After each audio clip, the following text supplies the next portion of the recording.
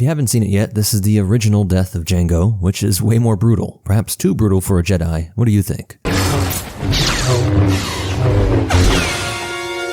First, the blaster is sliced, then the arm is severed at the armpit. Crazy little detail here is that all these blows avoid the lightsaber-resistant cortosis armor of Jango, with the next blow being a surgically efficient thrust through the hip, which as someone with a tight hip, this just hurts to watch. It's followed up by the iconic removal of Jango's head as the finisher. Let's watch how quick this goes down back to back. The final version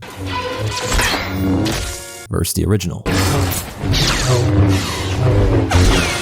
Now to be clear, this comes from this deleted scene, so George did consider it, and it was even acted out and all that, but this clean VFX edit was later done by fans to bring this to life. Not sure by whom, but this guy says it was bombastic, and a lot of his stuff is great, so check it out. But you see, they stuck to the real deleted scene. It would have cut the arm off and the hip stab, so how did it get reduced to just the head removal? I think while George wanted to show that Mace was uniquely more vicious than most Jedi, something that is explored a lot in the comics and books, as it's necessary to make Mace want to go against the Jedi norms and execute Sidious. He's too dangerous to be left alive.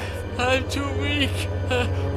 Don't kill me, please. It's not the Jedi way. Perhaps because this was on the big screen, it was a bit too brutal for even the most aggressive Jedi, and better to leave the exploration of his darker aspects to the expanded universe material. What we end up with still shows how efficient a swordsman he was, considered one of, if not the best in the Order. A shame for me to participate in a film like this and never get to use my lightsaber. We've not seen Mace fight yet, and we know that he's second only to Yoda. Since I'm supposedly the second baddest person in the universe, I'm pretty efficient.